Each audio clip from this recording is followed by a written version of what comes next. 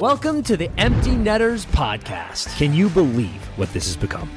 There was a full 48 hours where I felt like I was like literally Superman. Jumbo loves playing Fortnite, so he gets on the sticks. Did TR show you the sauna cycle, or was that all No, I invented that. Almost a year now that I haven't taken a body check. That's kind of nice. Finished tonight with some chicken fingers and a few Guinnesses, ran into you guys, Yeah. and that's where this pod came to life. Ice is ready, and we are back with another episode of the Empty Netters podcast brought to you by BetMGM.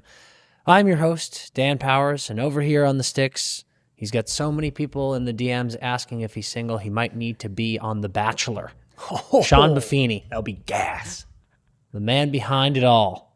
And then over here to my left, my co-host, a man who wears so many ripped and tattered clothes, he has people asking if he's homeless.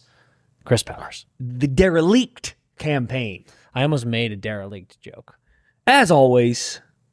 So now that I want you, I can't have you. I get it. You were doing a Mugatu. You sounded like Owen Wilson, though. Yeah, I You did. combined two things. You were doing Mugatu lines, but you sounded like Owen. Oh, dude, I can't help it. I get it. We got a lot to get into today, folks. We've got some hot ice. We've got some games. We've got some... You're pointing at something. Sean, we went to the Kings-Rangers game last night. Yeah. Most popular ticket in LA, apparently. Who fucking knew? Shout out Domi. Thanks for the tickets. And Alec. And some guy, we were walking out, and he's like, "Empty Netters, boys." And we were like, "Oh, yeah." You know, Kings won. It was a good game. Everyone's pumped up. A couple high fives. We're about to leave to the garage. He shows us a picture of... Oh, yeah. He showed us a picture of the fries. The menu, yeah. He showed us a picture of fries being extra, even though he was sitting down. And we were like, "Oh, it's fucking bullshit." And then we were walking away, and he was like, "I love that Sean guy." He's like, "Where's the Irish guy? I love that guy." And Everybody loves Sean, man. You're like, yeah, truly, me too. You've stolen the hearts of many. It's really fantastic. I'm flattered. I love to see it. It was great. It's really I love good. that Sean It's guy. really good stuff. The savagery as well to say it to both of you, to be like, Yeah. the one that's missing is my Where's favorite. the other guy? I get that a lot. It's in hockey talk now. Everyone's just so sick of seeing me, and they're like, have Sean do hockey talk?" And I'm like, I'm honestly, I'm not sure Sean could do hockey. No, they were playing hockey. They were, they were slapping doing a it. puck They were around. doing that hockey. Yeah, were they're doing that doing hockey. I just expect pictures now, like someone comes up and I'm like, and I start doing this, and then that guy was like, "No, Sean," and I was like, "Oh, no," and he's like, puts his Where phone away, and the I was like, fuck "Oh, is Sean? I'm like, oh my didn't God. realize." Yeah, it's Fucking tough. incredible. It's tough, but a lot to get into. Let's get into hot ice. First topic, as CP said, we were at the Kings-Rangers game. The Kings get a big win. The Rangers continue to struggle, to slip in the standings. And the question of Artemi Panarin keeps coming up. The bread man is gone. The bakery has moved locations. Closed up shop. The rent was too expensive in Manhattan, and the bakery is opening somewhere else. That's official. It is. 34-year-old Artemi Panarin is not going to be a Ranger next year. Not going to be a Ranger this year. The Ranger, yeah, correct. Well, it's the same year. Yeah. Not going to be a Ranger soon. Yeah. New York's management has made statements that they're saying they're not going to give Artemi Panarin a new deal, which means he will be traded imminently. Around the Winter Classic, I said this, I think it was like the 27th, 28th of December. I was like, feel like we're seeing the last batch of games here for Panarin. Now, I'm not patting myself on the back because... Go ahead. No, because we're talking a big batch now. It's the 21st of January. Yep. I mean, fair. I think I looked it up. Like, It's called the baker's dozen. what is a batch? And it's like anywhere from like 4 to 20. Like the batch is big. So technically I'm right, but When did you say that exactly? I think I said it on the 27th of December. Because I'm curious, because there's a chance that something really fun happened. There's a chance something really fun happened. You said the 27th. Yeah. Okay, so then, they did have a couple games there. I don't know if you said it before the Islanders game, but let's say you didn't. 1, 2, 3, 4, 5, 6, 7, 8, 9, 10, 11. Yeah, dude. So I'm in the window. And if he gets traded soon, if he gets traded after 13 and it is in fact a baker's dozen, then I will be thrilled. We'll see. A batch is a group or quantity of items produced or processed together in a single run with no fixed number. It can be a dozen cookies, 50 T-shirts. Yeah, so we're golden. Like, I'm he can fine. He can get traded in 3 years. But here's it says a recipe might make a batch of 24 cookies. So we're going to say 24. 24 games. This If is the he's last traded batch. within if in 24 games, if he's traded, then I'm correct. Yep. But it always felt clear that Panarin would be moved. Now, the question is where to. Again, 34 years old. He has an $11.6 million cap hit. So with the new LTIR stuff, like it's not going to be easy to make a move for Panarin. He's been an incredible player in the past and is always flirting around that 100-point mark. In that 2023-24 season, he had 120 points. Since then, he's gone 89 in 80 games. And then this year, he has 56 in 50. Panarin is fantastic. Yes. 19 goals, 37 assists this year. He's over a point per game. So, clearly, this is a very, very, very talented player. The question is, where does Panarin go? Okay, so the Rangers will... A couple things are going to happen. He has a full no-move clause. Yeah. I don't know if you just said that. I did not. If he goes... Here are the 5 to 6 teams I will go to. I doubt it's that high, but if he goes, here are the 5 teams I will go to, the Rangers can actually get more because they can go, oh, you want him? So do you, so do you, so do you. I got all these offers, beat each other. But if Panarin goes, I will go there because they're moving him, dude. They're moving. Oh, yeah. That is... I don't know how many times that needs to be stated. Artemi Panarin is being traded. Right. Everyone knows that this is happening. So if he goes... I will only go to that team, which is his right due to the contract. It hinders the Rangers big time because they're like, okay, what will you give us for him? You're the only team that will take him. They don't have to say that to the team, but there's just going to be they're going to be bluffing any like, well, beat that offer. And they're going to go, no. And then if no one comes in, then you just have to take it. So they're hoping Panarin goes, I'll do you a solid. These 5 teams all look good, but he could certainly go this one team. Also, the Rangers will be retaining 50% of his salary. Have to. Because you simply have to. Dropping that down to 5.8 is a manageable number for teams. There are... I like 3 teams. You like another team, so we can bring them all up. I'm going to start with this one, the Colorado Avalanche. There's been some rumors around there. This one isn't a need-based thing. Like, this isn't like, oh man, we have a huge hole here and Panarin would fill that, which you see a lot at the deadline. Yeah. This is like, we are spoiled for riches, but we could get him too. That'd be sick. And that would be sick. Yes. And you know what? You know why I like this one? It was something I heard you say last night. You weren't even talking to me. I was dropping eaves. And it's fucked up. You were like... It's pretty fucked up. It's fucked up. That's all I'm saying. You said Panarin going somewhere where he can play third fiddle, fifth fiddle, seventh fiddle would be incredible for him. He actually had a pretty good playoff 2 playoffs ago. Everybody's like, he sucks in playoffs. He was point per game, and it's okay. But if he goes in there with no pressure at all, and the Avs are a fucking crab wagoon, and he's like, hey, and they're like, hey, dude, get me a couple power play points maybe, and be a sneak weapon on the third line. He'll go, great. That's awesome. Yeah. So that would be fantastic for the Avs. However, to make the money work, it will cost them someone they like a lot.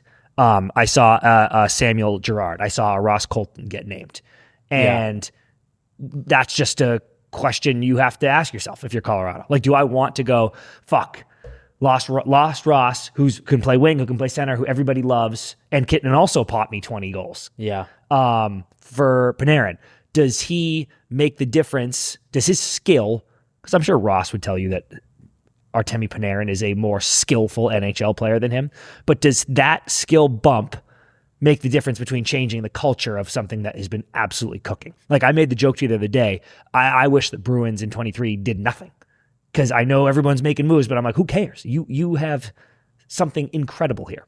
Yeah. So that's the conversation with the Avs. Any thoughts on them? I love the pick. I think it's would he improve their wings? Absolutely. I think that top line is Lehkonen and Natchez, and then it's Colton and Olofsson. You got Parker Kelly, Gavin Brindley. I think Colorado's really good. Landy's out. Yeah, That's which is another reason. Yeah, fair.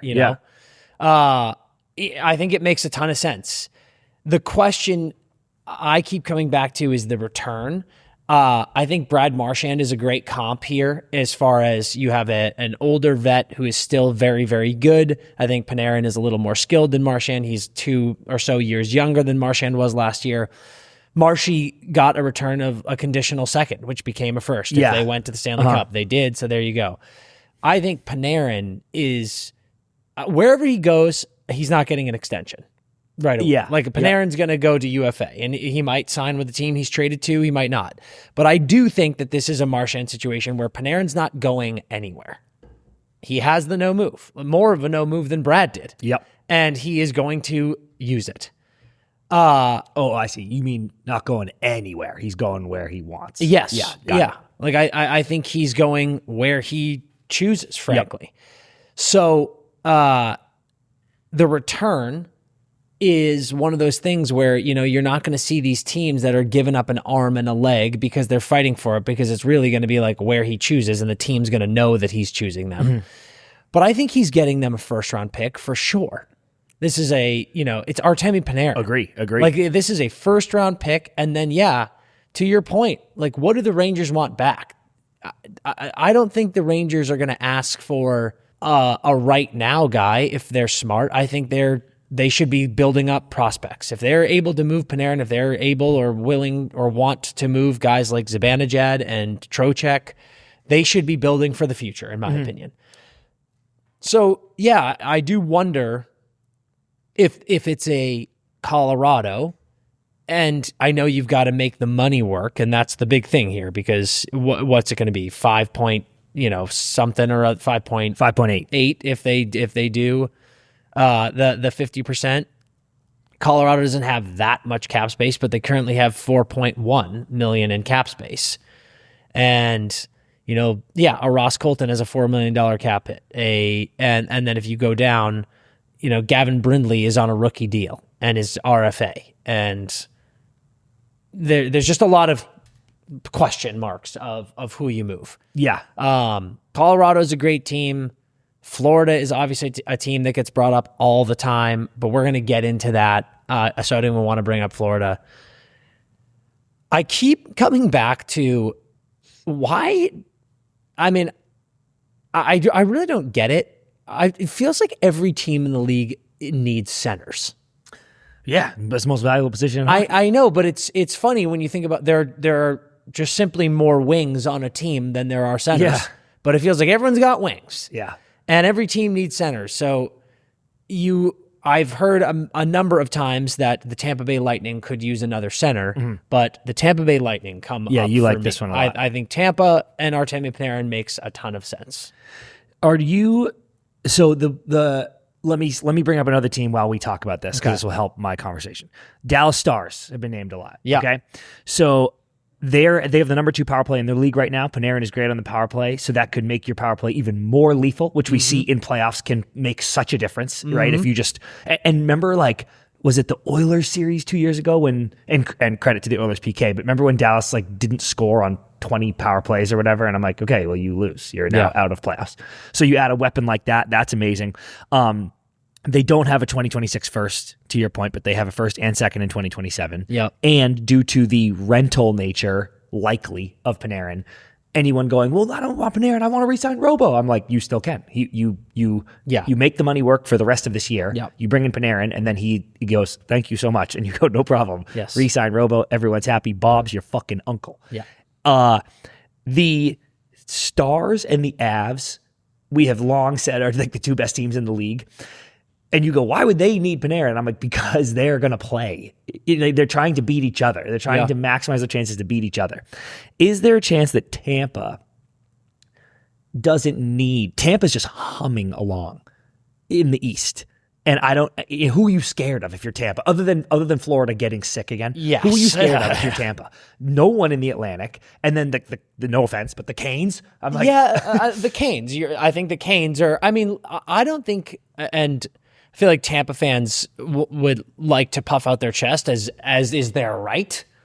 But I don't think if you're Tampa, even with your success over the last several years, you're not allowed to say that you're not afraid of people because you lost in the first round last year. I know it was to Florida, but you're not allowed to the Leafs. Yeah, you're not allowed to say that. Yep. So I think you should be slightly afraid of Carolina. Carolina's a good fucking team. Yep. So yeah, I don't think you're afraid. I don't think you're shaking in your boots, but I think you go, they're a good team. Yep. And if you can get better, Of get course, better. get better. Yeah. But I'm wondering if for the, I don't know what picks they have, but for the return, I guess we just see Tampa do that thing all the time where they add middle depth because they go, we're good, dude. I don't need Panarin to make this work. And they might be right. They were right for a couple times. Yeah. They were right twice, and they were wrong a few times after that. Yeah. But they're really interesting to me, too.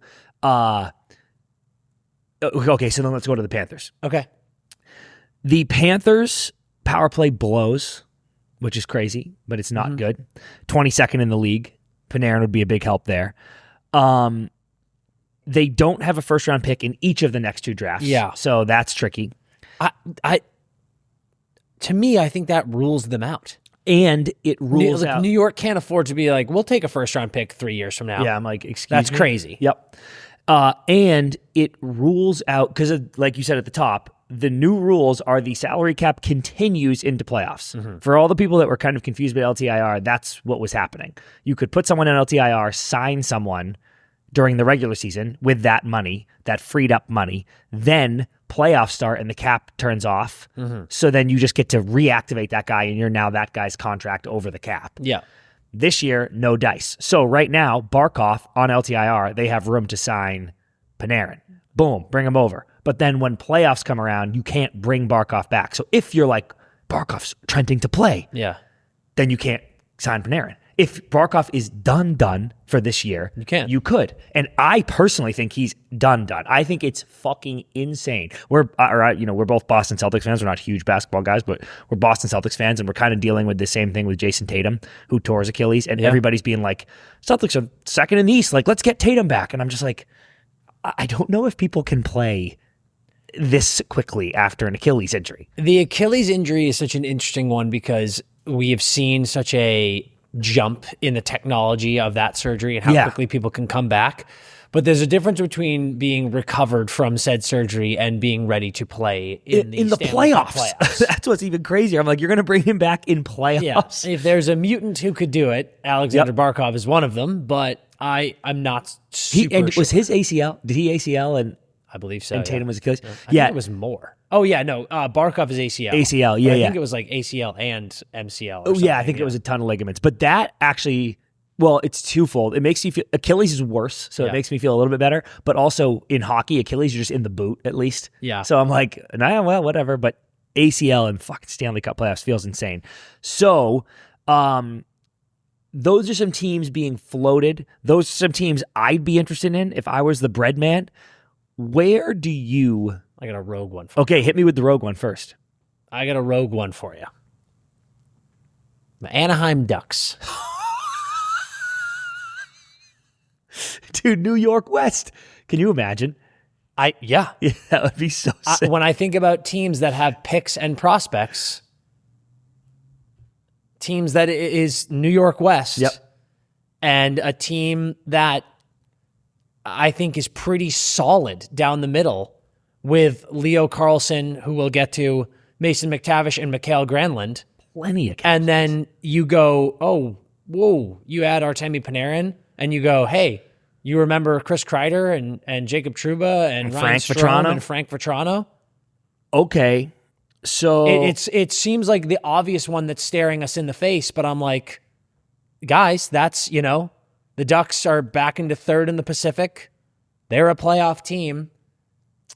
And that is even one, Chris, where I'm like, the Ducks could sign him or could trade for him and then also be like, stay. Hey, do you want a 2-year deal?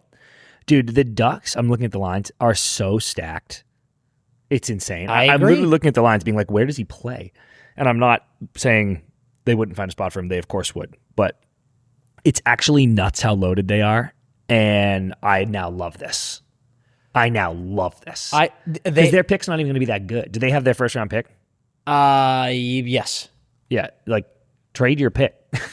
You're going to make playoffs. To your me, pick's not going to be that good. Trade man, your pick. You don't need you have no space for new young guys. The Ducks are, I think it's a super interesting move. And the Ducks are currently dealing with the fact that Leo, Frank, and Troy Terry are all out. I know. And I'm like, maybe you make a move for Panarin who helps you get through this time period where those boys are hurt. And so I was going to say, of these teams, those are all interesting to me. If I'm Brad, where do you want him to go? But I now know your answer. the Ducks? Yeah. Correct. Same, dude. You just convinced me. I want him to go to the Ducks. I want him to go to the Ducks, and then I would be thrilled for hockey. So let's say he can't go to the Ducks. I'm going to ask for your next second best. I would be thrilled if it's Avs or Stars, just for the chaos. The Central is fucking mental. And the Wild got agree. Quinn, and I'm like, go, dude. Yeah. One of you two get him. Let's go arms to war. An arms race in the Central would be fun to watch. Really cool. No Because doubt. Florida, we're gonna get into some Florida thing later, but Florida just doesn't. Not right now. Not right now. And- I don't see it. I just don't see how they can do it. Yep. It's one of those funny things where we were kind of saying the same thing with Vegas and Rasmus Anderson. We were like, how are they going to make this deal? And they did it and good for them. Mm-hmm. But I Florida not having first round picks for this year and next, I don't see how New York could accept that. Yeah. So yeah. So who's your next? Oh yeah, you said Central too. So yeah. But Ducks, dude. Ducks. I like the Ducks. Make a move. There's also a part of me with how loosey-goosey the Met has been, and Pitt is just like, that'd be crazy. Panarin to Pittsburgh would be really cool. I just don't see any world where the New York Rangers trade a player to the Pittsburgh Penguins. But they're so out of it Who that cares? it's like maybe I hate when people do that. But it was the Marshy, Florida thing. Everyone's Panarin popping over there, dude. Make the old boys club. Yeah. Just let him fucking run, dude, him playing with Sid. What are you, insane? That would be unbelievable. Oh man, dude. Also, do it now, Ducks. Do it now. I looked it up, Dan. There is a freeze during the Olympics. You can't make any trades. Okay. So do it now. I don't want the comeback, and we're all jet lagged, and you got to figure, shit, I forgot to fucking trade for Panarin. I forgot to set my alarm. Do it now. Yeah. Do it now. Do it now. We just talked about the Anaheim Ducks and Leo Carlsson. And we're going to get into some Swedish Blues. Yep. Leo Carlsson and Jonas Brodin now likely to miss the Olympics. Barring a miracle. For Team Sweden. So it looks very, very unlikely. How devastating is this for Sweden and the Olympics? It is devastating. You've lost your number one center. Yep. And you've lost, a player that I absolutely love in Jonas Brodin. We talked about there were a couple of quote unquote snubs for Sweden, and Ekholm was a surprise. Now you wonder, is this obviously Ekholm immediately gets popped back into the lineup? But I think this absolutely sucks. For so many reasons. Yes, it does. But I would say you went to, and Macklin Celebrini is fucking Liddy McTitty this year. Yes, he is. Out of nowhere. And Leo Carlsson was kind of on that track. My point was going to be Leo Carlsson wasn't playing on the Four Nations team last year, and you were pretty pumped about your team. You know what I'm saying? You want a Leo Carlsson. You? I feel like Sweden would be like, we underperformed in Four Nations. Oh, yes, they did, but I don't think they had to. Like, I think that was a good team that could. I think they underperformed based on their ability. Yeah. Well, I mean, I think Leo Carlsson was being game managed all year last year, and then this year he was unleashed and was a top 5 player in the league for a large stretch. Incredible. Yep. So, yeah, I think everything about last year and Leo Carlsson's involvement, you throw out the window because you're like, he is obviously our best center on this team. Oh my God, you're crushed because you lost your 1C. I'm just saying they still have a good team because I looked at their roster last year at Four Nations and went without him and went like this. This is a good team. But again, my point, they then underperformed. So I'm like, maybe they weren't that good. They weren't good. And now you're about to be way better because Leo Carlsson's your number one center. And then not so fast. Now you stink again. Well, take it easy. Well, which one is it, Dan? Watch your fucking mouth. So yeah, they just won fucking gold in World Junior. All right. Oh, true. So fucking relax. They should call those guys up. I agree. Dude, Bring them up now. bring that whole team. Get him in. What if you brought that whole team to Olympics? You go full 1980 miracle season, and you go, we're not playing the pros. We're playing these boys. Canada might win 9. Not this one. Could you imagine that story? It would be the most insane moment in hockey history. We got to do that, dude. Someone should. That should be the rule. If you win World Juniors, that team has to go to Olympics that year. So it's actually an Olympic year. It feels like a weird punishment. It's a curse to win World Junior because you're like, fuck. Yeah. Now these boys are going to Olympics. Obviously, that's a huge blow for Sweden. I hate it, but they've got great players that they can pull up, bring in, put on that roster. How devastating is it for the players? I think that's my big one. We talked about Barkov's injury, and the first thing you and I both said was, fuck, he's going to miss Olympics. Yep. I wasn't even thinking about the Panthers season because the Panthers were so stacked, and you're like, oh my God, they'll figure it out. Immediately, I was like, God damn it, he misses Olympics now. We don't get to watch Alexander Barkov in the Olympics. We've bitched and moaned so many times how we've been waiting 12 years to get NHL players back in the Olympics, and because we want to see the best players in the league playing for their nation. And we lost Barkov, and now I'm fucking pissed. Obviously, I have massive ties to Sweden and I'm rooting for Sweden in a lot of ways when they're not playing the US.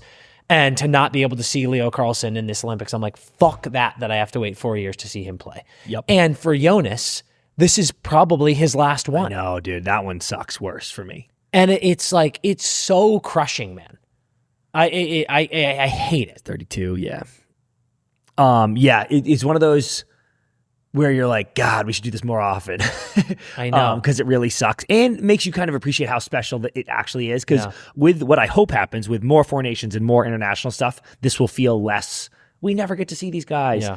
But it is cool that the Olympics is a thing, and you don't get a lot of cracks at it. So that's a blow. I think if you're named to an Olympic roster and then you get hurt and you're replaced, I think you should be on the team's roster. So if you medal, you get a medal. I think it should be at like an injured reserve in the Olympics.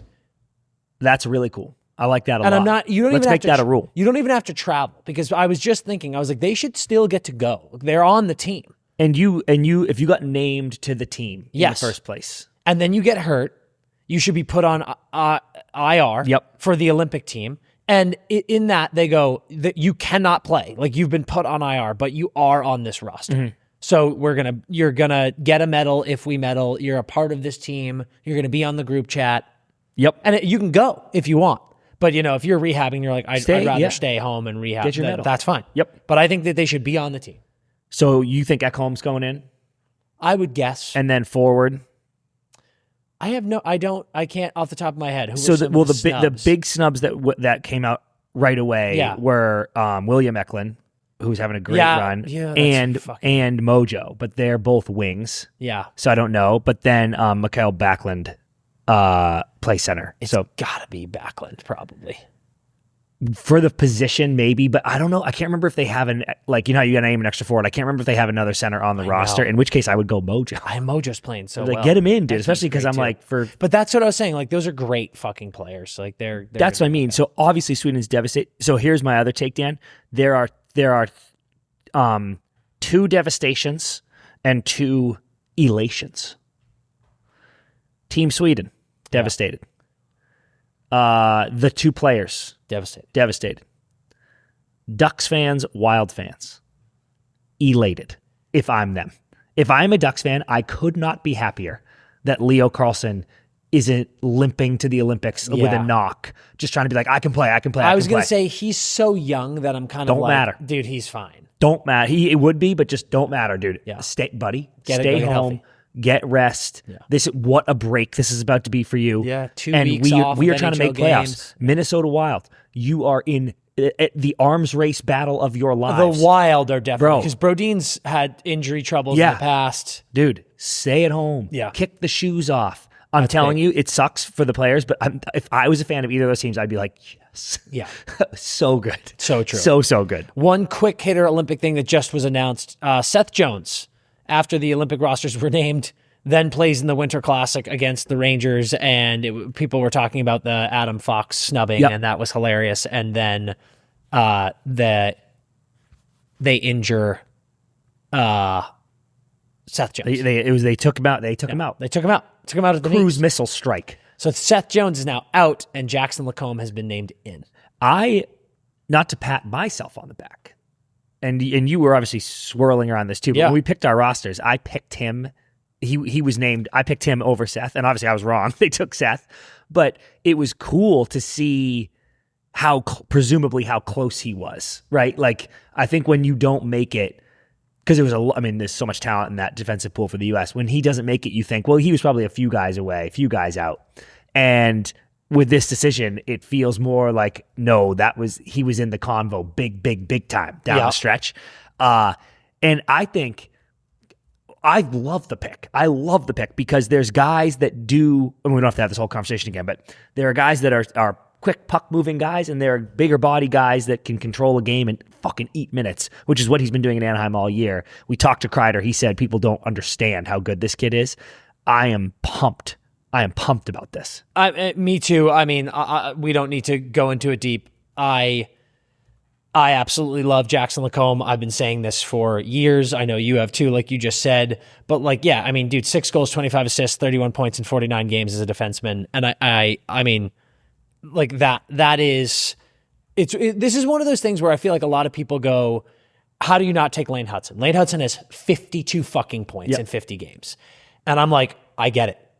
But I need people to understand that Jackson Lacombe is no slouch. Is 52 more than 31? Yes, literally it is. But don't forget that Jackson Lacombe is 6'2" and is incredible defensively. Has to defend McDavid and McKinnon and Crosby and Marner and Stone. Like, it's going to be hell. But I do always want to bring up in these situations, like, because I know that Lane Hudson himself, I know that Lane Hudson fans, I know that Lane Hudson's dad is probably making a stink about this. Mm-hmm. But Jackson Lacombe is fantastic and is a significant two-way defenseman. Yeah. There are reasons for these picks, but pumped for Jackson. That's amazing. Last bit of hot ice. This was an interesting take that came up. We've talked a lot about injuries here. We've talked a lot about contenders here, trade targets here. Sasha Barkov and the Florida Panthers have come up. Mm-hmm. We were talking to a former NHLer yesterday.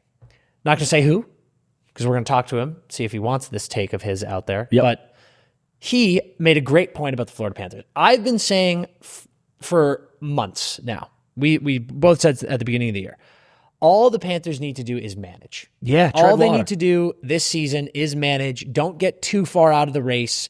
Currently, they are, with 2 games in hand on Boston, they are 5 points back from a playoff spot. So that's not nothing. Yeah. As we've said before, it's like, all right, you guys, like, you gotta win games here. But, like, in my opinion, like we said, they're fine. 4-game sample size. If they win 4 straight, like, they are right back in there in the playoff race. Kachuk is back in the lineup now. Great this, great that, blah, blah, blah.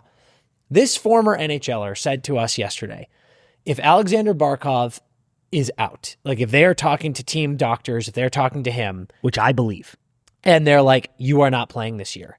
This guy said the Florida Panthers should tank and miss playoffs.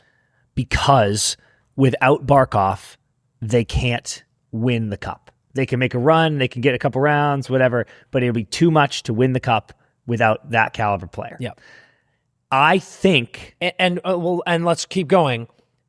The take is because some time off for these players, given that they are all under contract on this team, would be very, very, very beneficial to this Florida Panthers roster and how much hockey that they have played. And to the point that you would go, because that's usually the fear. Well, we're never going to get this group again. Like, where are we going to, we're going to lose some guys. Yeah. Wrong. You're losing nobody.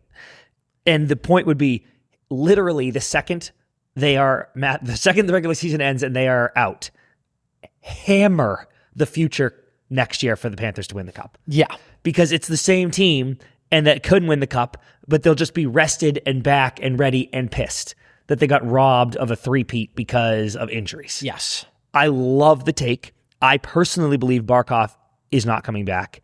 I personally believe he should not come back just due to fear. How old is he, Dan?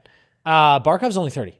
That's what I'm saying. You have plenty of incredible so Barkov. And I'm you're under contract until 2030. I'm please don't re-injure rush. Alexander Barkov's knee. So I believe he will not come back. I believe he should not come back. And I agree. And this one's tricky because I don't want to piss off the Panthers because I love all those boys and they are capable of anything. Yeah. But I think I agree the team as currently constructed can't win the cup without him. Only because I honestly think they could maybe win the East. But keep in mind, think about what he does to Kuch. You know how all people are like, every time I stroke off Kuch, they go, 0 points against Barkov in 15 games. You know, if you run into a Tampa or God willing, a Avs or Wild or Stars down the line, that one is a tough swing for me without a dude who is capable of what he's capable of, what he's done to McDavid, what he's done to Kucherov. Yeah. No, I think it's a very fascinating. So to give people some context, this Florida Panthers group, here are players who are UFA or RFA next year. AJ Greer, Cole Schwindt, Thomas Nosek, Luke Kunin, and Samoskevich. Samoskevich RFA. Then you've got Tobias Bjornfoot and Donovan Sabrango. RFAs, guys that you probably don't know of because they're younger guys who are, jumping up in and out of the lineup. And Jeff Petrie is UFA as well. Then the big ones are both goalies, Bob and Tarasov. So no disrespect to any of those players. The very, very valuable players that have been listed there are Bob and that's it. Yeah. Samoskevich is obviously a guy that you're bringing back, but he's RFA. Mm-hmm. You will bring him back. And again, AJ Greer, Schwindt, Nosek, Kunin, those guys play massive roles. Yeah, huge. But they would be the first to tell you, we're fourth line guys. We're grinders and they might come back on this exact same deal or, whatever. Everything you just said is man, this team is young. The one for me is Bob. Bob is 37 years old. Yeah. Can't be wasting Bob years. Now, Bob's $10 million is coming off the books. You can get him cheaper. Dude, I wouldn't be shocked if Bob was I'll sign a 1-year deal for $2 million. Yeah. It's going to be incredible. Everyone's taking less. Bob looks amazing still. I wouldn't be shocked if Bob could play till he's 40. I mean, would you if you subscribe to this, if you're the Panthers, and you go, Barkov's out, we're going to miss playoffs. We want to miss playoffs. Yeah. Would you go, Bob, stop playing right now? We're going to say you're hurt and literally just take the rest of the year off. And maybe we're going to sign you again. Depending on what Bob wants. If Bob's I could use that rest. Yeah. I'm sure. bro, literally go to Cancun. Yeah. We good, bro. It's super interesting, man. And I know that these players are are you fucking crazy? No, we're trying to win a cup this year. And I'm of course. Let me be very fucking clear. Yeah. I don't think the players want to do this at all. Yep. In fact, I know they don't. They want a three-peat. They want more to than three-peat. anything. But I am saying it was an interesting take. Yep. Because Alexander Barkov is so fucking important, man. I mean, there were Oilers fans last year who were trying to shit on him, being Barkov hasn't done anything. Yeah. And I'm you guys have no idea what he's doing. Do you not, honestly, not realize or see what he is doing to Leon and Connor? It's obvious how good he is. So winning a cup without Alexander Barkov is such an impossibly tall task. The Panthers want to win a cup more than anything, but if they were to miss playoffs, I promise you after, they would go, that actually was nice. They don't want that, but I promise you if it happened, they would all go, well, silver lining is this is kind of nice. Thinking about this group not having to play through a playoff and having a full summer and then coming back next year, everyone is truly fresh as lettuce for the first time in 4 years. Yep. That would be terrifying if I'm in the East. Yes. I'm oh my God, this team... It's frankly, it's like Colorado this year. Yeah.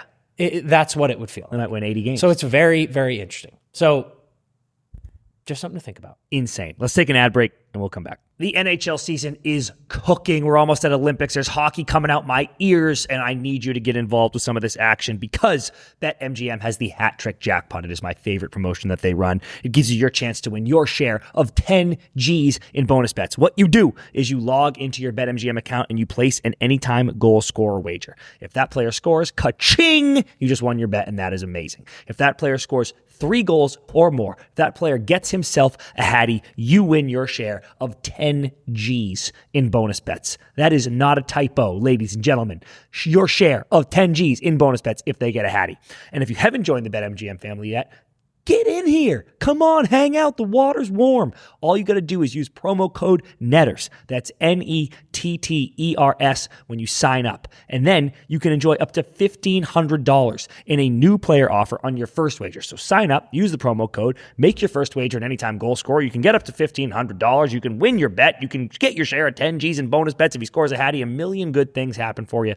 Get on BetMGM, use that promo code NETTERS, and make it legendary. Welcome back and take your seats. It is time for Professor's Puckline, and I am sad to say it was not the best week for the men with PhDs. Daniel, gentlemen, the mega parlay was started off as a Greek tragedy. It was utterly disgraceful.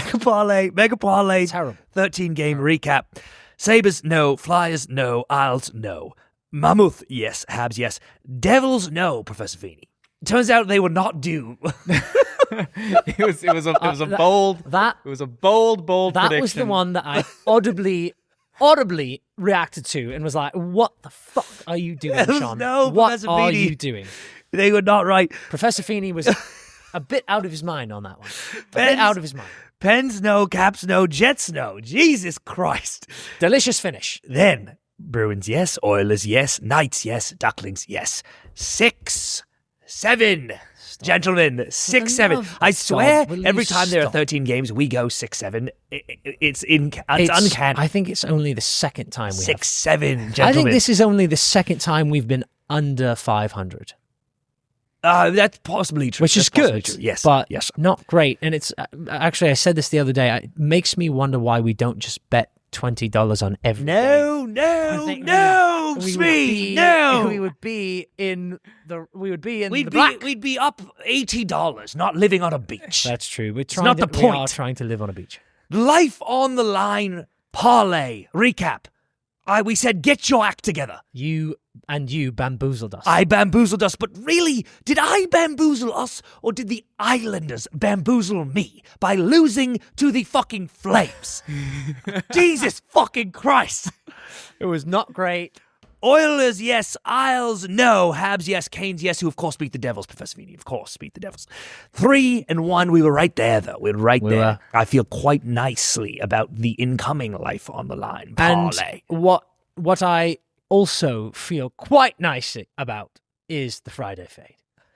Yet again, the Friday fade cashes its check, and the unlikely victory that we've somehow got was the Blues over the Tampa Bay Lightning, going for a record 10, what was it, 10 12, straight wins. They had 11 straight wins. Yeah, going 12 for straight franchise wins. record of 12. Blues money line, check please. Thank you. Unbelievable fade work. Sitting on Friday night and looking at the Blues beating the Lightning, ending their streak, and knowing it was the Friday. With so many people came into our messages saying, what the fuck are you doing cursing our team? And I said, well, it's the fade. It's the Friday fade. It's the fade. So I'm sorry. It was not the typical empty netters mush. Yeah. It was simply the Friday fade. Ginormous Friday fade slate this week. Ginormous. So many games. Here's so what we're many looking at. games. Knights at Leafs, Bolts at Hawks, Blues at Stars, Flyers at Avs, Caps at Flames, Devils at Canucks, Rags at Sharks, Ducklings at Kraken. Daniel, there are a few interesting games to me, but there are ones that people are going to say are a fade but aren't. Like the Devils at Canucks are two terrible hockey teams. There's not a fade. The fade is about a team that you know must win. The team has to win, so you have to take the other side. The Blues at Stars is interesting, but the Blues are up against a double up, and the Fade has never faced a double up, so I don't know how that works, to be honest with you. The Stars have been terrible. Stars are terrible. The Flyers... excuse me, the Stars are not terrible. They have been terrible. I think there is one clear... Unfortunately, there is a clear choice that feels as though it cannot. The Fade it will is die. Doomed. The Fade is doomed. Frankly, the Sharks have been so good and the Rangers are so terrible. They're so shit. That it could be I feel that could arguably be a fade. Rangers on a West Coast road trip. In dead last place. They're in dead last place. The Sharks are in third place in the Pacific, I believe. No, the Ducks are, but the Sharks right there. They're are on the looking playoff absolutely brilliant. I think that could be a fade, but I fear that people will call us cowards for not fading the Colorado Avalanche at home against the Philadelphia Flyers. The Philadelphia Flyers have lost nearly 1,000 games in a row, it appears. And they now head to the mountains to face the Colorado Avalanche, who quite literally have lost once at home. It feels, But Daniel, it would spit in the face of the Fade itself to not fade the Flyers because they could literally never win at Colorado. They cannot do it. Aren't we fading the Avalanche? Well, yes, we would fade the Avalanche, but we would select with the fade of the Flyers. Yes. I feel as though we have no choice. As delicious, I'd like to. May I sprinkle a fade? Just sprinkle a caveat fade on Rags. The Rangers beating the Sharks, but the official Friday fade will indeed be the Philadelphia Flyers taking down the Colorado Avalanche at home. And that's that. And that's that because respect the fade. And if I may, I might wager that it's in extra time. Interesting. If I may. Overtime victory. If I may. Overtime victory for the Philadelphia Flyers. I love it. That brings us to the Saturday Selly. Now, we had selected Leon Draisaitl. He left the team for personal reasons. I have an addendum on this. Okay. Well, the news was that Draisaitl left the team for personal reasons. Day of the game, we tweeted out that the bet had been changed because we cannot have a Saturday Selly who is not in attendance. So the bet had been changed to Connor McDavid because we were staying in the same game. Then the Oilers absolutely ragdolled the Canucks 6-0, yet McDavid did not score, which feels impossible. I was not consulted on that switch, so therefore the Saturday Selly of last week is a wash. Well, our selection had to leave the team due to personal reasons, therefore the bet was cancelled. It was a push. A push. I love a push. It was a push. So, this Saturday, Daniel, this Saturday, some that I've had my eye on, David Pastrnak playing at home, you know I love a home, Selly, against the Habs. He has 20 goals in 34 career games against the Habs. He seems to always play well. It's a rivalry game. They get fired up. Let me stop you there, sir. Certainly. Done. Bang! I feel as though David Pastrnak is due. He looks primed for a goal. He loves a game against the Habs. It's going to be an absolutely amazing tilt. Atmosphere through the roof. I believe that is a booking and a half. David Pastrnak, anytime goal scorer. Saturday Selly against the Habs on Saturday. Incredible. Now, the Sunday hat-trick parlay. Now, last week, we had the Wings money line, a DeBrincat point, and the under 6.5. Well, the Wings won, gentlemen.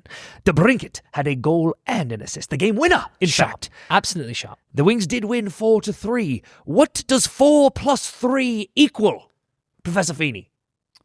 You're asking me to do math? Yes, sir. You have a PhD, good man. Jesus Christ. I am the producer of a hockey podcast. All right. What did you ask? 4 plus 3? 4 plus 3 Let me just equal? do some... Carry the one. 7. And Daniel, is 7 greater than or less than 6.5? It is, unfortunately, greater than and... Bollocks! We are dead. Bollocks! 2 legs again, and if 2 legs was medicine, we'd be Mary fucking Poppins. And Daniel, the Sunday slate... Avs at Leafs, Devils at Kraken, Knights at Sens, Pens at Canucks, Panthers at Hawks, Ducklings at Flames. I love Vegas money line, Jack Eichel point And you, sir, can select the under or the over. Knights at Sens, the Sens burned us on the over last week. They shan't do it again. Under 6.5. Under 6.5. Leg number 1, Vegas money line. Leg number 2, did you say Jack? Jack Eichel Jack point. Leg number 3, under 6.5. Brilliant. Yes, sir. We should get back on track now. I have good news, gentlemen. Only 9 games on the Saturday slate. On the Live on the Beach, there's only 9, which means the beach is less nice, but we could do it. This feels gettable. Professor Feeney, start us off. Sabres at Isles, Professor Feeney. I don't feel good about either, but I'll go with Isles. Yes. Daniel, Mammoth at Preds. She'll take the woolly mammoth. Christopher, Habs at Bruins, Beantown, Dirty Water. Yes, sir. Boston Bruins. Professor Feeney, Canes at Sens. I'll have to take Canes. Yes, sir. Well Not done. again, Feeney. Well done, Not sir. again. Do it twice in a row. Daniel, Bolts at Jackets. I will take the Bolts. Yes, sir. Christopher, Wings at Jets. Give me the Wings. Jets have been great, but give me the Wings. I feel it in the air. It. Daniel, excuse me, Feeney.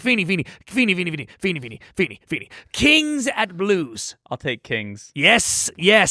Daniel, Panthers at Wild. What a game. What a game. I think the Wild will get their act together, even though the Panthers need wins. I like the Wild. I like the Wild. Caps at Oilers, Christopher. I want the Caps. I do want the Caps in this one. Live on a Beach parlay.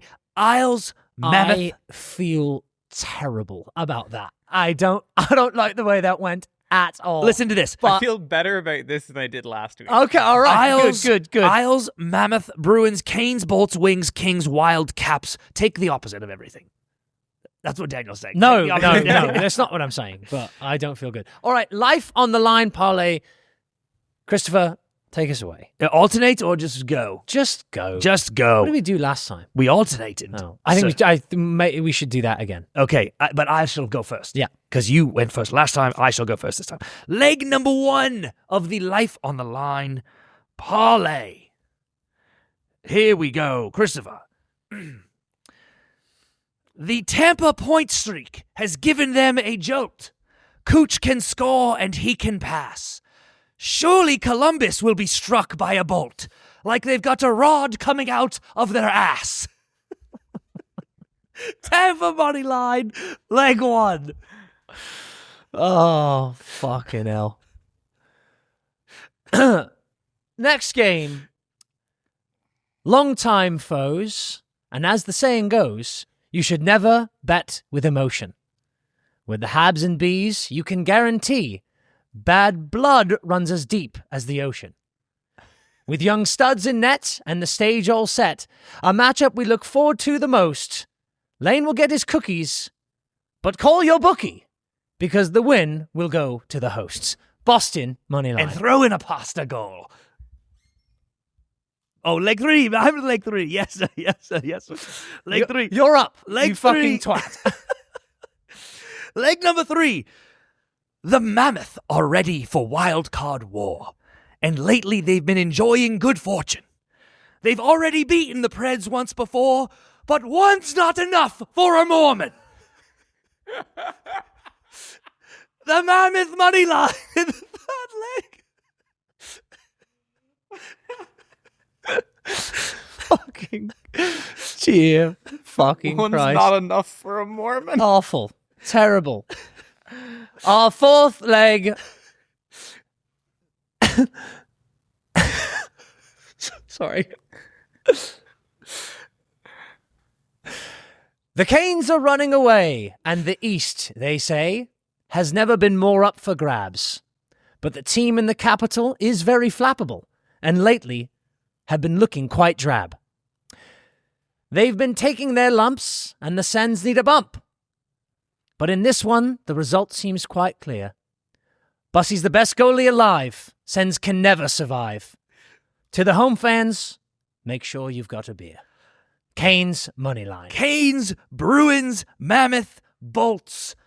Life on the line. Get it done, gentlemen. Get it done one time. Your life is on the line. Our credibility is on the line. The Friday fade is on the line. Things are more tense than ever in the classroom. That is it for the professors. Get your bets in. Let's take an ad break and return.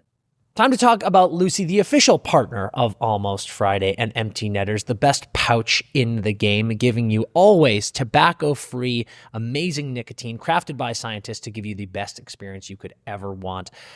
I love Lucy for so many reasons. I am a pouch man myself. I love the pouches. I love the way they feel. I love the way they taste. The long-lasting flavor is unbelievable. And the versatility, folks, the versatility is what keeps me coming back every single time. We talk about those flavors. The mint is unbelievable. The wintergreen is unbelievable. The mango, if you want a little bit of fruit. And I always talk about that espresso. That espresso flavor as a non-coffee drinker, I get my coffee fix from Lucy. Are you kidding me? It's unbelievable. And if you want a little extra flavor burst, they got the breakers. You snap that little bead in there, boom, even more flavor coming in there. Whatever you want as far as milligrams, they got 4, they've got 8, they got 12. You get to pick whatever your level is. And I talked about that versatility. Whatever you need, whatever feeling you're going for, you want to relax, you want to chill out, throw a pouch in, it's perfect for that. You want to dial in, get some laser focus. Whenever I'm golfing, I like to just start going birdie hunting and get that just pure, beautiful focus. Lucy can help you there. It's fantastic. You need a little bit of a pick-me-up, a little buzz. They got you there as well. It truly takes care of any need you have. The long-lasting flavor, the versatility, it's fantastic. Lucy is the only pouch that delivers that long-lasting on-demand flavor. You're going to find a store at lucy.co/stores or get it shipped with 20% off on your first order at lucy.co/netters using code netters, NETTERS. 20% off that first order. Do not miss. Get the best pouches in the game. The breakers are amazing as well. Lucy is a no-brainer. Lucy products are only for adults of legal age, and every customer is age verified. This product contains nicotine, and nicotine is an addictive chemical. Listen, I'm going to Kings games all the time. I'm going to sporting events all the time, but I also love a live show. I love a concert. You know, my girlfriend wanted to go to Rainbow Kitten Surprise. I never even heard of that band. And I said, sounds good, babe, let's do it. But I was looking for a great deal. So what I did, obviously, just like I do every time, is I popped right onto SeatGeek and I found them. They're playing at the Greek. They're playing out here in LA, and I found an insane deal on SeatGeek for those tickets. And it's why I want to give a shout out to SeatGeek, because they are hooking it up for anything you want to go see. They have over 35 million downloads. Excuse me? 35 million? They're the number one rated ticketing app, which is all time. There's more than 70,000 listed events on SeatGeek, which is crazy. It's concerts, it's sports, it's festivals, it's everything. Every time I need a ticket for something, I just go to SeatGeek and they have it. It blows my mind. The NHL season is in full swing. And you know what? I'm just realizing this right now. I wish I had this a week ago for the college football playoff. I literally would have used it and gone to see Miami, and they lost. Actually, I'm probably glad I wasn't there, but I wanted to go so badly, and I wish I had SeatGeek then, but I have them now for the NHL. Look at this. I went on the LA Kings. There's 1 million tickets. 1 million LA Kings tickets on SeatGeek. Incredible prices every game. It's outrageous. They have your back. Each ticket is rated on a scale of 1 to 10, so you know if you're getting a good deal. So you look for the green dots. Those are the best ones. Green means good, red means bad, duh. And every ticket is backed by their buyer guarantee, so you can't really go wrong, okay? So you're safe. You can find which ones are excellent, find where you want to sit, find the event you want to go to, and you are dialed in. And obviously, I've got a code for you guys, all right? So you can use code EMPTYNETTERS10. That's EMPTYNETTERS10 for 10% off your next set of tickets at SeatGeek. That's 10% off any tickets with the promo code EMPTYNETTERS10. Make sure you click the link in the description to download the app and have the code automatically added to your account so you can use it later. Okay, we are back. And I got another question for you guys. I love these questions. The Not Ice has become a fan favorite. Got another question for you guys. It has. Out of our 2-hour podcasts, it's the 15 minutes where we talk about wiping our asses and folding our toilet paper. People should go back and find that one. Yeah, that's a great discussion. I dare you. It was a good discussion. These are the important discussions. These are the things that divide the internet. Yep. What do you got for us today? I had an interaction with a friend of mine. Oh, boy. Who potentially is no longer a friend of mine. Oh, God. This is that serious. I'm hoping this isn't dramatic. What is the smallest Venmo that you two could receive and then maintain a friendship with that person. I was like concerned that I was going to be like, you're being ridiculous. I couldn't be more on your side here. This topic is so intense for me. Wait, which side of it were you on? Were you the one requesting or the one being requested? I was being requested. Oh, thank God. Thank God. Yeah, I was dude, I was snapping off pennies, dude. Okay. And I have some caveats here, but I just want to know baseline. I'm going to go on a journey here as well. When Venmo first came out and everyone started getting Venmo and the term "I'll Venmo you" or "Venmo me" became just common lexicon in conversation, I was so offended. I hated it. I thought people who were doing that and used Venmo were cheapskates and penny pinchers, and it was driving me nuts. Yeah. I have come around to thinking that Venmo is an incredibly convenient and good tool. I'm glad we have Venmo. Not as good as Cash App. Wait, are we still sponsored by Cash App? Nope. Okay, yeah, then it's better than Cash App. Yeah. It's way better than Cash App. Whoops. Yeah, it's a very convenient and good tool. I'm glad we have it. I do still think the existence of Venmo in the right circles has led to bad things, because with my good friends who I see all the time, I believe in the you get me, I'll get you. Yes. Leave a penny, take a penny. Yes. And I think it's a bummer that I can't even, if we're at the pub and I go, I'll get this round. I don't like it when my close friends go, I'll Venmo you. Because I'm like, no, it's fine. I got this one. Yeah. I like doing that for my friends. It's the same as, during Christmas, you exchange gifts with your family. Now, the net cost is probably the same because everybody's buying gifts for everybody else, but you still feel good because you've given a gift. Yes. So if you're buying a drink for somebody, it's like, I still feel good because I know you're going to get one in the future, but it's like, I get to gift this to you now. Sean's the GOAT. Dude. The amount of fucking times that this guy comes through with the wisdom. Is it come from Ireland? Where does it come comparison, the perfect analogy. It's just, that is exactly what it is. It's gift exchanging. Yeah. And it bums me out because here's what's happened. I'm not going to name any names, but I have good friends who every time they get around, I wake up the next morning or that night and I see a Venmo from them. And now I'm like, I'm not buying you rounds anymore. Yeah. Because you're always Venmoing me. And the thing is, I have friends who are the, I get this one, you get the next one. And I have friends who are the Venmo and will figure it out. What's hard is when there's a group setting, it always dissolves to the Venmo and figure it out. Because nobody wants to be, well, I'll get this one knowing that they're not going to get the next one. And it's like, it kind of leaves everyone with a sour taste in their mouth. So it's kind of thing where it's like, if there's just one Venmo person in the whole group, everyone has to be a Venmo person. Yeah, right. Yeah. You made me a Venmo person. It's tough. Yeah. So I went like this. I was on a similar arc with Dan where I thought, and I just mean the ease of transferring funds, the rise of that, Venmo, Zelle, or whatever you want. I hated it at first because I was such a leave a penny, take a penny guy with my friends. Then I was like, actually, this is genius and has saved the world because now you can just pay, simply pay for what you got. Like everyone's good. I will also add real quick though, because I am definitely this, but you are even worse than me. You and I are both in massive debt as far as the friend take a penny, leave a penny. I leave a lot of them, dude. I know for sure in my adult life, I am picking up more tabs and buying, ordering for like a big group, and then I just never get tapped back. And so I'm definitely in debt. You are in significant So debt. for that reason, you should be like, Venmo's amazing. Yes. But I think it's because we have been let down by our friends.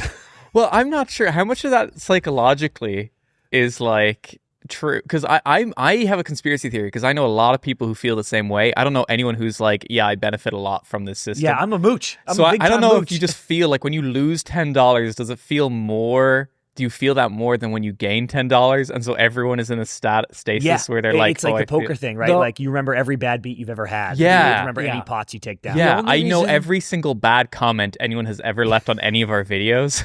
Yeah. And I don't remember any of the nice ones. Chris doesn't even know this. I once, over a 3-month period, this is similar to the sneeze chart, I kept a log of I think I expanded it out to like 20 of our closest friends, and I was checking the till.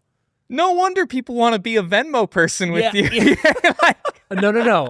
I was doing this because we were doing the take a penny, leave a penny. Yeah. And it was absurd how much he picked up the tab and I picked up the tab, and it wasn't coming out in the wash.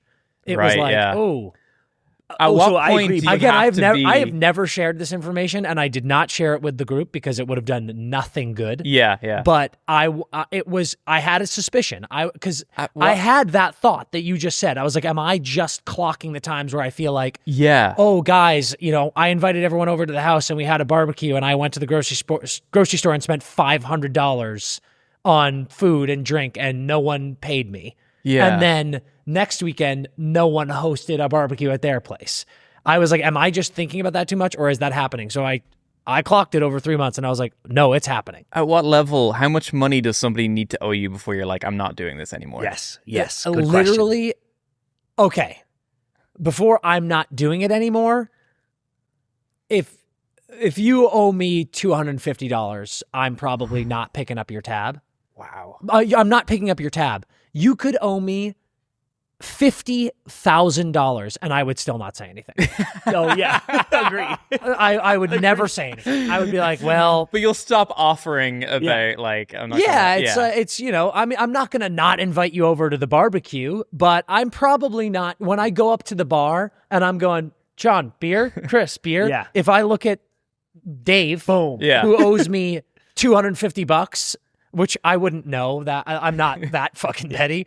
But if I know, like if Dave owes me $1,000, I'm probably not going, Dave, can I get you a beer? Actually, yeah, I would. Because again, a fucking beer, who cares? But I'm probably not picking up Dave's dinner. Mm-hmm. For $50K, I will buy anyone a beer. You could owe me $50K and I'll still buy you a beer. If you owe me that money, I'm going to your house and you're making a barbecue for me. Dude, I just sit down for dinner every day. I just sit down. I literally go to your house for dinner with no text. I just show up. What's for dinner? At that point, it's systemic, and you're like, well, I'm taking advantage of it because he's clearly not doing anything. So I'm just going to keep going over for dinner. Okay. But your original question was minimum amount though. Yes. Right. I reckon like if it's less than what I can buy like a Snickers with. Like, okay. Yeah, I'm like if it's because Snickers can get expensive. I think they're like $3 in the liquor store across the way. Yeah. And I'm like, at $3, if someone Venmos me for $3, I'd be like, whatever. But it's like, it won't be friendship ending. If someone Venmos me for like $1.25, I'm like, chill. Yeah. And dude, I think it's... We keep adding caveats here. If it's a paper amount, $5, although I know in the US you have a $1 bill and a $2 bill, I guess, but $5 it seems like a good amount. I think it's $50 for me for one person. 50? If someone Venmos you for under $50, you will... No, for me to Venmo someone. Oh, but like if they request you like $39. Yeah, you wouldn't be like... If someone requested me $39. Yeah. Oh no! I'm saying for me to send the request to you. Like if you and I are going up to a stand and we get food, and I'm like, I'll get this one. Yeah. And it's $80. I go, I don't give a shit. Yeah. Like I'll happily buy that for you. Yeah. If it's $120, I'm like, I might Venmo you $60. I see. But if I get a Venmo request, I think less than $20, maybe $25. Enrages you. I think no, it doesn't enrage me. If the fire of 10,000 suns burns less than 10, I am enraged. You see, the thing is, less than 10, I'm like, are you fucking shitting me, 10 dude? for me. Again, I actually will call someone out. AJ, AJ Audino. AJ, I knew it. No, they're always talking about you, AJ. AJ Audino, our dear friend. This fucking guy is so generous and so amazing and so kind. But he would randomly be like, he's like, hey, I'm going down to the bagel shop. You want anything? And I'd be like, yeah, sure. I'll take a diet Dr. Pepper. And I would then get a Venmo for like $3.25. And I'd be like, what are you doing, AJ? It's crazy. Okay. It is a weird thing because I always want to pay back my debts no matter how small they are. But it's like there are friends who I'm like, if I'm in this thing where I'm constantly buying things for them and then they Venmo request me for any amount, I'm like, all right, chill. Like, it's okay. Yeah. But then there is a kind of thing, if this is one of those people who's like already established that they're a big Venmo person, then I'm like, well, I want to pay back my debt. I won't be that annoyed if they're like Venmo requesting me for $2. Yeah. But it's kind of like, I know that this is that person's, financial methods. Yeah. So it's kind of expected. I don't know how much would be the minimum for me to Venmo request somebody. I have to think about that. If he's it's like high, he's high for me because like if we went to dinner and it was like, hey, we had an $80 dinner, I'd be like, yeah, you want to split it? Like 40, but that doesn't feel that weird to me. Yeah. But I'm with you. So no, that's a great point. If we're sitting down at dinner, I think it's there's something to me about buying stuff on the fly. I know. I'm like, right. If you have the time to process it, you're Okay, sitting I'm down, not the crazy, bill right? comes, you have like the mathematics labeled out on a piece of paper. Like it makes it more convenient. Whereas if you're just like at a stand somewhere at a game or something, it's just kind of like I don't want to have to figure That's this out what I right was now. thinking. Yeah. If we're at a sports game and we go and we get a couple of beers and a bag of peanuts. Yeah. And it's like $78. We're juggling the food. We got to get back to our seats, and I'm like, I don't care. It's fine. I'll get this. And then the only time when you'd really have is like when you've gone home, and at that point, it just feels weird to be just like, hey, remember that time I bought you that like Coke earlier? dude, you got. So there's two things. There's actually three things that I want to hit on, and then we can be done. One, for me, the minimum amount extends into do you know the app Splitwise? Yeah. Venmo has a Splitwise function now, but basically it's like you're on a group trip and you put all the people who are on the trip and then you can add costs. You're like groceries. Yeah. And then you can say, this was split by everybody. But then you're like, that one dinner, that was just Chris, Dan, and Sean. So you can click. Right. And then Splitwise simplifies the Venmos. So it's like, it'll just add everything up and go, you just Venmo him this, you Venmo him that, and now everyone's Evens even. it off. And if you use code netters, you'll get shout out 25%. Splitwise. Yeah. It's absolutely brilliant. And I got to check this out. Yeah. It's awesome. And Venmo has a Splitwise function. I'm just calling it that, but they have a function to do this now. We'll call it a simplify function. Simplify function. Hey, Venmo, if you're looking for sponsors. Yeah. And so sometimes it'll go, at the end of it all, it'll go, Chris, you owe Sean. Like we've each spent $1,200 over a bachelor party weekend, right? Across various things, but it's now adding everything up. So then it's like, after all the math, Chris, you owe Sean $250. And I'm like, no. Because like the fee, because like, so even with a Splitwise where I feel like I've just spent $12,000. Yeah. And then at the end it goes, Dan owes you $7. I just go delete. Because I'm like, whatever, who cares? Dude? It does have a habit of always kind of But what's good about that is at least Yeah. At least you're go for it and delete it if you're like, I don't care about $7. But you don't know that in the end, out of the wash, you are only owed $7 until you do all that shit. There are people though who in the back of their mind would just be thinking about the $7 every time they look at you. You fucking pig. I fucking hate you. All right, so the two things are, if you hit this earlier, if someone says, can I get you blank? Can I get you a drink? Can I get you a breakfast sandwich? You can't. If you fucking Venmo me after that, say, I don't know the exact phrasing I'm craving, but I'm like, if the offer of a thing is a small thing, like if you go, can I get you a car? I'm not going to go, yeah, dude. But like the offer of a coffee. Interesting. I'm like, dude, you will be paying for this. I do think we need to get back to buying single drinks for people or a single coffee is not something that we Venmo. Yeah. Yeah, that's what I'm an act of saying. generosity. Although with the price of inflation now, I know, it's who getting knows tough. what the price of a drink or a coffee is going to be in a couple of years. It could be rinsed. And then last one, how late can a Venmo be? I am so glad you asked this because I forget a lot. I hit you. I hit you 3 months later. I hit you. I'm going to start purposefully like Venmo requesting things a year on the date. Oh, dude, with it's such a interest. tactic too. I have been the victim of both sides of this. Or I suppose not the victim, excuse me. I have been on the wrong side of both sides of this.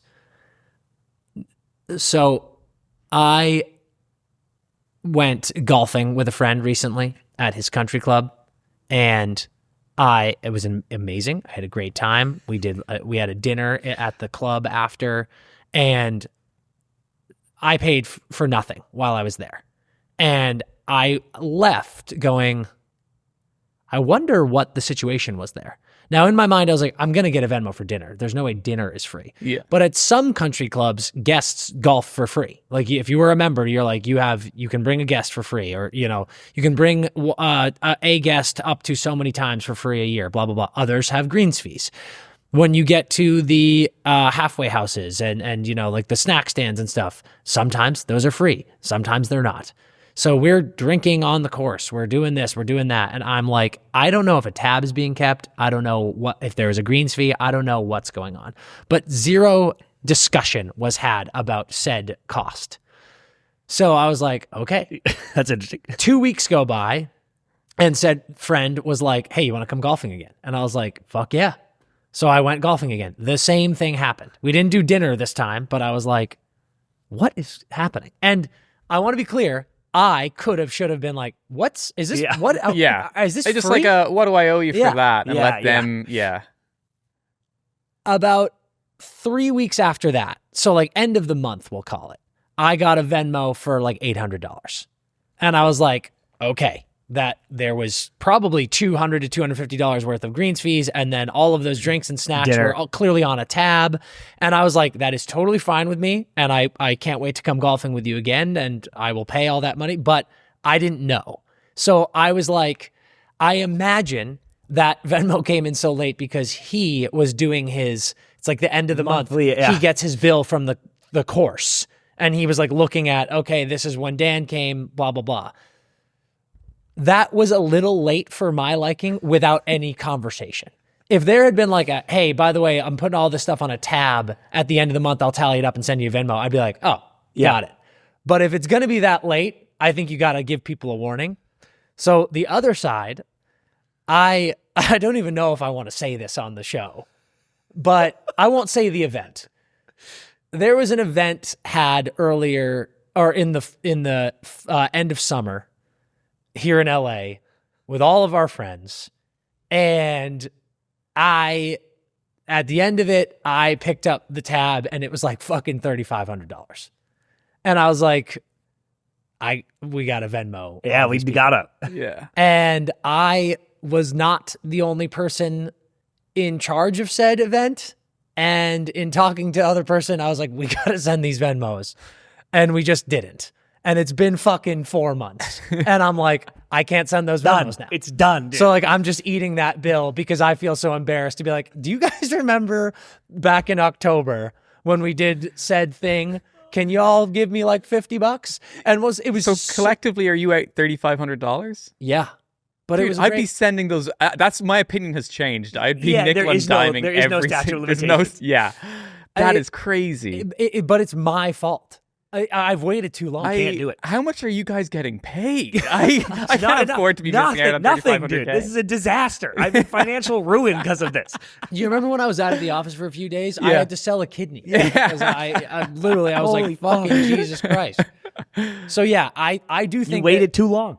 I waited way too long. I would be fault. okay if I was part of that. I'd be totally okay with you Venmo requesting me. I would not think anything of it. You know what? Shout out Sam Barrett. I brought up this to Sam, who was at said event, and he looked at me and he was like, "Obviously Venmo us." And I was like, "Appreciate you, but I feel too embarrassed.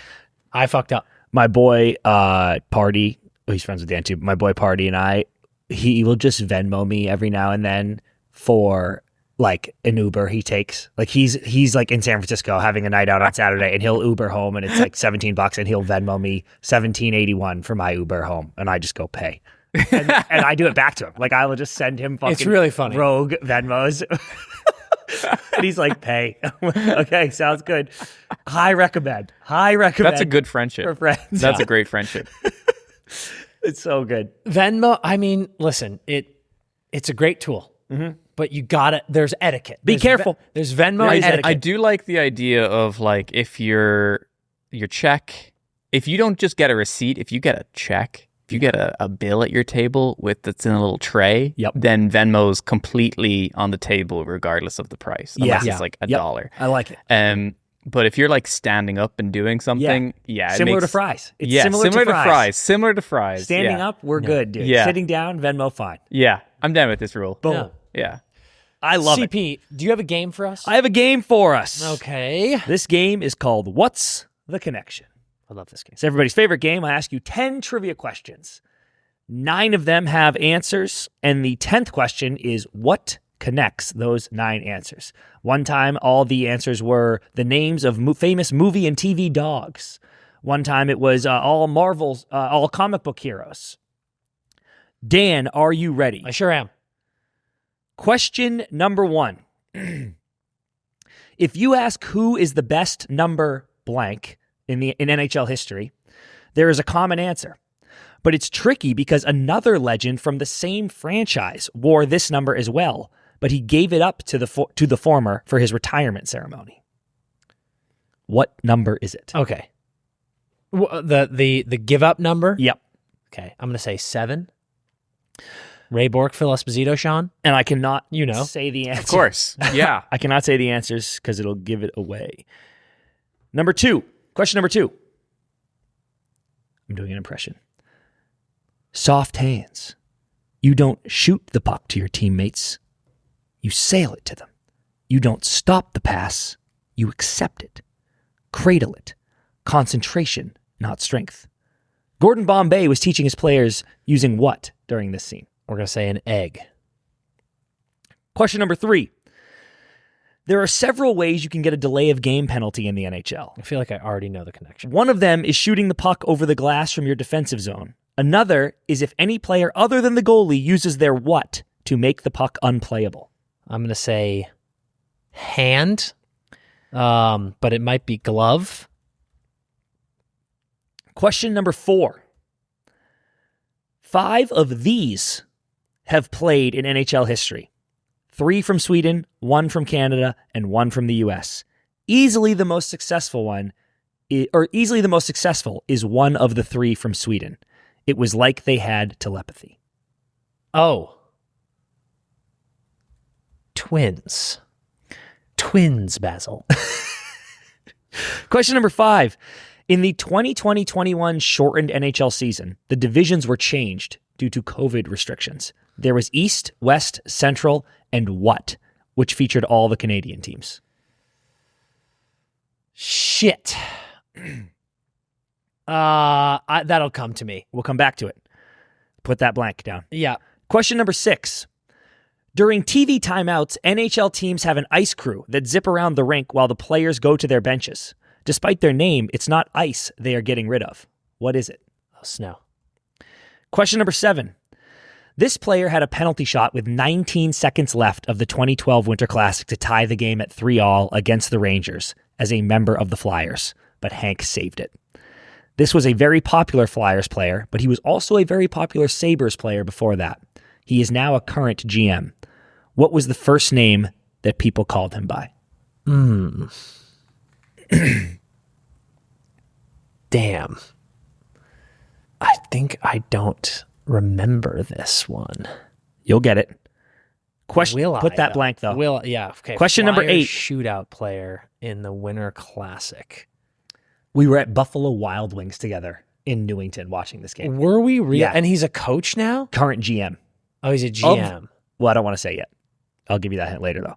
Question number 8. A hockey rink is surrounded by boards, and that is usually the term for them. A puck can be rimmed around the boards, or you can check someone against the end boards, but sometimes they are called by another name, usually when a forward is standing near the hash marks on the half blank. Got it. Wall. That's for 8. Question number 9. The AHL affiliate of the Carolina Hurricanes is in Chicago. Their mascot is named Skates. He's only a 5-hour drive from the professional basketball mascot in Minnesota, whose name is Crunch. They would probably be friends because Skates is also a blank. Okay, which ones do you not? Which ones do you think you know, and which ones do you not know? And do you know the connection? I think I know the connection. So I've got 7 hand. This is awesome. I've got 7 egg, hand, twins, north, snow. Oh, you got. I got north. Yep. I believe it's Danny Briere. So Danny, Wall, and 9, I'm guessing, is Wolf.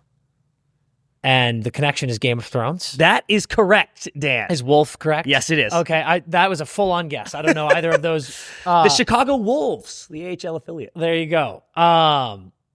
So that's great.